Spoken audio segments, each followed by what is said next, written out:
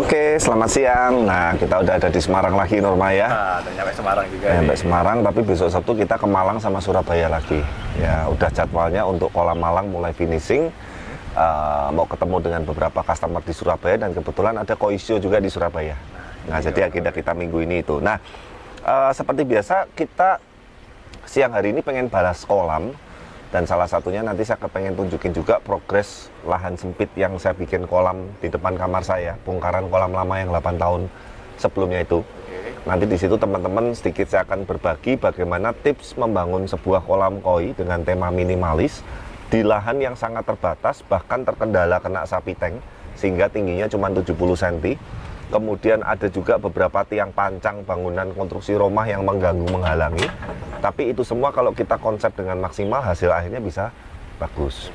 Nah, sebelumnya kita akan bahas dulu ada 3 pertanyaan nih. Yang pertama dari Koi Shot atau hari yang lalu.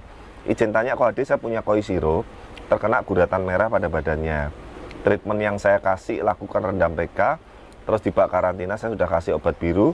Setiap pagi saya lakukan itu, tapi sudah 1 minggu nggak ada perubahan. Nah, ini sekali lagi ya, kalau saya cuman hanya kata-kata baca begini, saya takutnya kadang memberi masukannya nggak bisa maksimal. Karena kan saya nggak lihat fisik ikannya, nggak ngelihat yang dimaksud gurat merah ini seperti apa. Jadi begini teman-teman, kalau gurat merah ini gurat merah stres atau parasit, mestinya di PK, di treatment garam, itu bisa sembuh. Takut saya ini bukan gurat merah nih, bocor merah takut saya. Atau skinnya memang yang kemerah-merahan, ada muncul samar-samar merahnya. Nah, itu Koi Shot bukan sakit, makanya mau diobatin kayak apapun nggak akan sembuh. Itu kasarannya memang kualitas warna putihnya yang agak memerah atau muncul merah atau mungkin bocor. Tapi poinnya adalah saya nggak ngelihat. Nah, saya hanya kasih istilah seperti itu. Kalau mestinya nih, kalau gurat merah badannya ini karena stres, karena crash bakteri, karena parasit, mestinya PK, treatment garam yang pada umumnya FMG lah kalau yang mau paling tuntasnya, harusnya bisa sembuh. Oke, kalau gurat merah itu dari segi lincahnya itu kelihatan nggak Pak? Masih lincah kadang, Masih kadang masih lincah. Tapi intinya kalau ikan sudah gurat merah itu kita harus jaga parameter air. Puasa dulu, jangan ngasih makan. Intinya yang saya selalu bilang, apapun masalah di kolam kita, langkah pertama langsung puasa. Intinya begitu ya. Nah, semoga dia bisa sedikit memberikan jawaban Koi Shot, tapi sekali lagi saya ini hanya mengira-ngira gitu. Takut saya itu bukan sakit, memang warna atau skin yang memang agak kemerahan. Nah, itu nggak bisa hilang memang. Oke, yang berikutnya dari Taufik Indra, menjaga warna ikan koi di kolam indoor Om. Nah, mungkin yang dimaksud warna ini merah kali ya. Oke, boleh. Ya, karena kan orang seringkali sebut warna koi itu yang dominan itu merah atau beninya. Nah, kabar buruknya Taufik Indra, memang kolam indoor itu sinar mataharinya pasti nggak ada atau bahkan kurang. Untuk ikan koi terutama warna merah itu nggak bisa maksimal. Tapi sekali lagi, kita ngelihat juga ikannya, bahannya atau bahan ikannya. Saya pernah menemui beberapa kolam indoor yang mataharinya sangat minim, tapi memang ikannya itu kelas premium. Jadi waktu beli itu udah jadi bagus. Udah super red, udah merah, skinnya udah kinclong segala macem. Ya nggak terlalu berbeda, meskipun nggak kena matahari karena ikannya. Tapi sebaliknya kalau ikannya memang nggak bagus, mau ditaruh kolam yang mataharinya outdoor atau apapun, kasih color yang maksimal pun, ya tetap begitu. Ya, tapi treatmentnya itu kok sinar nggak. Saya sampai sekarang belum menemukan dan belum ada bukti yang akurat bahwa lampu apapun itu yang indoor bisa menggantikan sinar matahari sampai detik ini. Ya, saya berani ngomong karena saya udah nyoba gitu. Jadi nggak ada efek. Mau saya kasih lampu tanning kayak untuk arwana, saya kasih lampu LED, saya gencer malam lampunya saya banyakin, sama aja. Ya, nah memang intinya kolam indoor itu minusnya di sana. Intinya seperti itu ya. Oke, yang terakhir dari Gubal Gubil. Apa benar koi import sek muda oren? Bagaimana kalau F1 sek muda apa oren juga? Nah, ini maaf ya, biasanya jujur sih, yang punya pertanyaan seperti ini biasanya memang secara pengalaman dan referensinya ini kurang. Menyimpulkan sesuatu dari merek. Sekarang pertanyaan saya, apakah semua koi import itu selalu bagus? Kalau Brebes sih enggak kok kayaknya. Nggak banyak import yang Pasti jelek. ada sortiran lah. Banyak, semua ikan tuh mau import lokal. Saya jujur ya, istilah-istilah F1 itu saya nggak pernah pakai, tapi karena saya selalu mendapat pertanyaan seperti ini, saya harus tekankan buat saya lokal-lokal, import-import, titik. Nah, benar. Gitu loh. Mau F1, F2, F3 itu bodo amat buat saya. Kembali lagi ngelihat kualitas ikannya. Nah, saya kasih gambaran begini loh. Pertanyaan gubal-gubil ini kayak ngomong mobil import Mercy sama mobil semi import misalkan ya BMW, bagus mana? Kalau itu Lihat tipenya. nah, Lihat bisa tipenya sih. dong. Kalau makin muda atau apa itu beda lagi. Beda lagi. Nah, maksudnya gini ya, gubal-gubil dan teman-teman semua ya. Koi import maupun F1 maupun lokal warna muda, oranye, kecilnya oranye, besarnya bisa merah dan lain-lain, tidak ada patokan hanya dari merek import F1 atau lokalnya. Nah, Kembali lagi ngelihat kualitas bahan bahan ikan. ikannya. Ikan koi import yang mudanya oranye banyak. Ikan koi lokal yang kecilnya oranye banyak. Ikan koi F1 istilah apa itu yang kecilnya atau mudanya oranye banyak juga. Jadi nggak bisa ngelihatnya cuman merek import lokal atau F1-nya. Lihat ikan per ikannya. Nah, paling gampang gubal-gubil, nggak usah banyak berteori, kita mending nyoba. Dulu kan saya udah ceritakan Blaze Koi waktu awal-awal tahun pertama kedua, saya ambil ikan yang kualitasnya maaf di bawah rata-rata. Memang saya cari yang murah dulu. Ternyata kok capek ya. Mau kasih makan, dirawat kayak apa, ikannya gitu-gitu doang gitu loh. Maksimal gitu. Nggak maksimal. Akhirnya saya belajar nih, upgrade kasarannya. Saya main ke dealer-dealer yang lebih besar, saya main ke Dunia Show, saya turun ke Arena Show. Oh, ternyata yang bagus-bagus sih begini ya. Mulai upgrade. Upgrade, mulai belajar cari bahan ikan yang bagus, cari genetik yang bagus, baik itu import maupun lokalnya. Apakah itu berhasil bagus semua? Tetap ada yang jelek juga. Jadi itu tuh tidak ada sesuatu yang baku. Makanya saya selalu bilang bahwa koi itu seni. Tapi prinsipnya ikan makin bagus dan makin besar, mau itu lokal, F1, import atau istilah apapun, harganya juga pasti makin bagus. Intinya seperti itu ya. Gubal-gubil intinya perbanyak aja referensi, jangan termakan merek import, merek F1, istilah-istilah seperti itu. Kembali lagi lihat bahan ikan per ikannya ya. Oke, ini 3 pertanyaan. Cukup dan kita langsung update progres kolam di lahan sempit yang sedang kita bangun. Yuk kita ke sana langsung. Oke. Ini kondisi saat ini kita sedang perapian, dan mungkin salah satu tip buat teman-teman, kenapa sampai sekarang kolam utama dan filter ini belum kita cat finishing atau belum kita rapiin total, karena masih ada begesting besi, kayu dan lain-lain, itu nanti akan merusak lagi. Makanya saya sering kan kalau kamu ada yang customer mau bangun kolam, saya tanya ini rumahnya udah jadi atau lagi dibangun? Lagi dibangun Om Ade, nanti dulu. Percuma juga, saya bikin kolam nanti saya nggak bisa finishing. Lah kalau satu Semarang nggak apa-apa, lah kalau sampai luar kota harus balik sini dulu, nanti nunggu finishing saya baru akomodasi ke sana lagi, kan costnya juga besar ya. Jadi tipsnya teman-teman, yuk kita ke sini Norma. Kalau memang belum selesai semua area finishing, perapian dan lain-lain, cat kolam ini belakangan. Paling terakhir sebelum running. Nah, saya pengen bahas bahwa salah satu yang kita pertimbangkan untuk membuat sebuah kolam di suatu lokasi itu adalah medan atau areanya. Dan setiap medan atau area itu punya tantangan yang berbeda-beda, Norma. Nah, buat khusus kali ini medannya agak Oke, kali ya, ini. yang pertama kamu tadi lihat kan, mulai kita masuk aja udah galang pancang tiang yang gede ini, sudutnya cukup mengganggu. Tapi gimana caranya saya punya PR, kolam ini bisa kelihatan tetap luas atau besar atau lebar seperti itu. Salah satu tipsnya, jangan dibuat dindingnya terlalu tinggi. Oh, oke, Betul. Jadi kalau sama dasar tanah agak naik Betul, dikit, agak naik dikit. Kalau ini kan naik ya mungkin sekitar kurang lebih 40 sentian lah inilah. Oke kan masihan kan gitu loh. Tapi kalau naiknya udah seperti kolam yang lama sampai 125 dindingnya, kayak makam kan, kayak kuburan kan. Nah, itu. Sempit, bener. Tuh, salah satu tipsnya adalah yang pertama, di lahan sempit, kolam jangan modelnya dindingnya naik terlalu tinggi. Itu satu. Nah, nomor 2, usahakan lebarnya ini di atas 2,5 meter. Oke, lebar. Lebarnya. Nah, ini totalnya kurang lebih 3,5 meter lebar filter sama kolamnya. Kesananya 5 meter.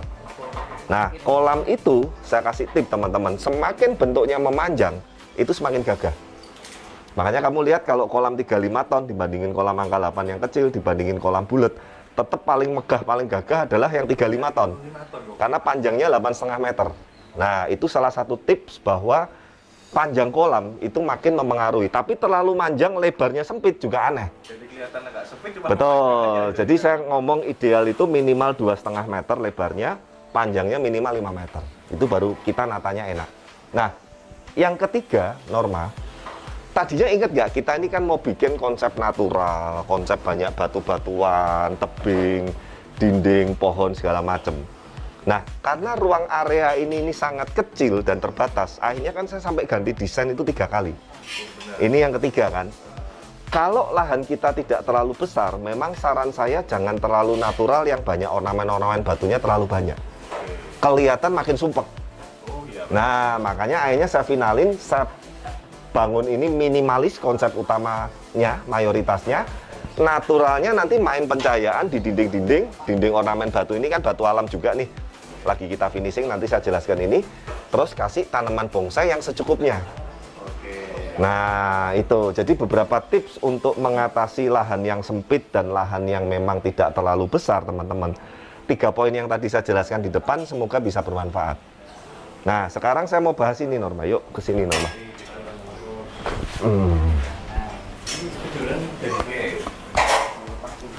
Ini air terjun ini, desainnya ini adalah konsep minimalis modern. Nah, tapi saya masukin unsur mediterran, yaitu pemilihan batunya ini saya pakai granit yang mirip coraknya dengan marmer. Tadinya saya mau pakai marmer asli, tapi harganya lebih wow lagi, udahlah pakai granit. Tapi Norma lihat, air terjun ini kan juga nggak terlalu menjorok ke kolam. Paham ya? Kalau kebayang air terjunnya saya bikin kotak, terus naik ke sini seperti air terjun pada umumnya. Kolamnya jadi makin sempit dan kesannya kaku. Benar. Ini air terjun ini saya bikin tinggi, flat, dan ada dimensi masuk keluarnya ada 3. Muncul ke dalam, naik, muncul ke dalam lagi, belakangnya ornamen batu. Nah, di belakangnya itu nanti akan ada lampunya, lightingnya. Nah, intinya supaya tidak kesannya kaku. Tipsnya salah satunya itu, jangan bikin air terjun yang terlalu tebel atau menjorok kolam terlalu banyak. Itu akan membuat kolam ini jadi makin sempit. Nanti tampilin video kolam lama ini. Ingat gak waktu itu kan air terjunnya saya sistem filternya naik ke atas. Terus kan tebelnya filter yang di atas itu sekitar 175 meter. Ini jadi sempit kan? Nah, ya kan? Nah, itu agak sempit. Makanya waktu itu kan memang 8 tahun yang lalu itu saya tidak terlalu konsen ke sana. Tapi Blast ini kurang lebih 4 tahun terakhir di bidang kolam ini memang semuanya saya pikirin yang sampai ke sininya gitu loh. Nah, sekali lagi nanti jangan setelah ini dibanding-bandingin gitu loh. Intinya saya hanya berbagi dan hanya sharing. Jangan teman-teman ini membandingkan kita dengan kontraktor manapun. Karena buat saya, betul. Buat saya, semua orang itu bebas berekspresi, bebas berkarya, sesuai dengan kemampuan, budget, dan keahlian masing-masing. Tapi intinya jangan kita itu saling menyerang satu sama lain. Blast ada kekurangan, kontraktor lain juga ada kekurangan. Blast ada kelebihan, kontraktor lain juga ada kelebihan. Jadi saya pun itu kalau lihat channel-channel yang lain, saya selalu nggak pernah mau komen negatif, Norma. Meskipun saya tahu itu salah. Nah, cuman kadang kan banyak orang yang saya perhatikan di video-video kita terus bandingin sama A, bandingin B, malah ada yang ngatain, wah ini nanti mau ini. Wah enggak, saya nggak pernah ada maksud seperti itu. Ya, jadi intinya teman-teman kita bawa happy, bawa enjoy. Kalau tips-tips yang dari saya bisa bermanfaat, saya seneng. Kalau enggak pun ya nggak apa-apa. Tapi intinya mari kita membangun suasana yang positif. Ya, saya pun sampai sekarang sudah jalan hampir 11 tahun tidak pernah ada niat atau maksud mau menyerang siapapun. Jadi jangan disalahartikan nanti video-video dari saya ini, oh mau nyerang A, nyerang B, nyerang C. Saya masih banyak kerjaan, nggak sempet saya ngurusin begitu-begitu ya. Nah, jadi intinya balik lagi ke air terjun. Buat air terjun yang di lahan sempit jangan terlalu tebel atau jangan terlalu menjorok ke kolam. Ya, itu yang poin keempat. Nah, kemudian dinding ini usahakan ya Norma. Makanya kalau Norma lihat dinding ini, dinding yang untuk nanti tataan pohon, warna air terjun, dinding background belakangnya, dan dinding yang dengan kamar saya. Coba kamu shoot. beda semua kan. Nah itu nanti kalau sudah finishing semua untuk menimbulkan kesan 3D atau kesan ada beberapa dimensi, sehingga satu ruangan ini nih kesannya nggak monoton. Jadi ada beberapa titik Yes. nikmatin gitu ya, Pak, ya. Kebayang kalau semua ini batunya saya samain semua, aneh kan? Ya, nah makanya kadang itu tuh memang butuh plan, butuh art, tidak bisa sembarangan kita asal milih batu dan milih bahan finishing. Nah, kamu shoot nih dinding kolamnya. Meskipun ini belum finishing pun, warnanya beda lagi. Nah, ini warna batu corak marmer hitam bercampur dengan perak dan keputihan. Jadi maksudnya supaya kesan dindingnya ini pun nanti juga berbeda dengan dinding air terjun, dinding samping kanan kolam, dinding kiri kolam, dan dinding atas air terjun. Beda lagi. Yang nanti filter yang lagi dirapiin dan lagi disetting ini nanti ada decking kayu juga, bengkirai. Bengkirainya saya pilih tua yang mirip kayak jati. Memang harganya lebih mahal, tapi supaya sekali lagi menimbulkan kesan yang berbeda juga dengan dindingnya. Nah, jadi intinya seperti itu tuh memang kita perhatiin yang bener-bener normal. Makanya nanti kalau teman-teman paling mungkin satu video lagi lah. Ini kan paling minggu ini udah beres semua, perapian semua, termasuk pengecatan kolam, pengecatan filter, penataan lighting. Nanti ini saya lagi pesenin di sini nanti ada jalur spray otomatis. Jadi nanti water spray, contoh nih siang begini nih, daripada kita pakai sealer, pasangin dan lain-lain kan itu cukup lumayan budgetnya tinggi. Nyalain aja water spraynya, stres, nanti akan keluar embun di sekeliling kolam ini, sehingga suhu di kolam dan di area kolam ini akan turun. Langsung adem lah istilahnya seperti itu. Nah terakhir, yuk kita agak ke sana biar teman-teman lihat. Kanopi yang di kolam ini juga saya bikin beda nih Norma. Tuh, atasmu tuh. Loh Pak, kok ribet Pak? Ada ini, ada railnya segala macam. Betul, karena saya bikin sliding. Ini bisa geser otomatis. Oh, secara otomatis. Ini mesin dinamonya nih lagi dirakit nih. Tuh. Jadi nanti ada remote-nya, ada tombolnya. Kalau saya dari luar mau pakai remote pencet set, dia sliding buka atapnya. Ini pakai baru ini. Ya, ini yang pertama, kolam pertama yang saya bikin sistem seperti ini di dealer yang showroom Blok O, kolam-kolam yang outdoor yang di depan Blok L pun tidak ada seperti ini. Nah, memang ini juga pembuatan kanopi atau rangkanya ini harus matching atau harus sesuai dengan konsep kolamnya.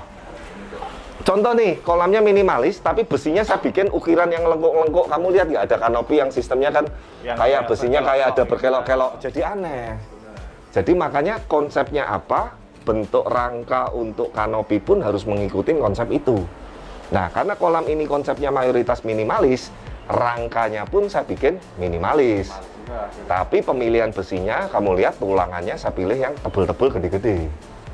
Ya makanya ini budgetnya agak lumayan. Kemarin kanopi, mesin dinamo dan lain-lain, belum atapnya, railnya yang untuk sliding lumayan hampir 25 kemarin habisnya hanya untuk kanopi aja. Tapi ingat sekali lagi teman-teman, saya mau sekali untuk terbaik selamanya. Nah, ini kok. Gitu loh. Kalau saya pakai bahan yang lebih tipis, lebih kecil, murah, bisa. Nah, nanti kalau kropos. Nah, nanti kalau kena angin semplak, segala macem, ya kan? Nah, mendingan saya sekali, yang penting ibaratnya sesuaikan dengan budget. Oke, ya buat sekali yang untuk jangka panjang. Nah, kelebihan kanopi sliding ini apa toh Pak Ade, atau buat gaya-gayaan? Enggak, yuk kita lihat dari sini. Jadi kolam ini ya Norma ya, terlalu banyak matahari ini kadang problemnya juga banyak. Waktu musim hujan, curah hujannya terlalu banyak, itu juga masalah. Makanya kalau kamu lihat kolam-kolam outdoor saat musim hujan curah tinggi, saya sering puasain. Nah maksud saya kalau cuaca cerah seperti ini, kanopinya saya buka, slide. Wah musim hujan Pak Ade, hujannya parah segala macam, tutup, slash, sudah.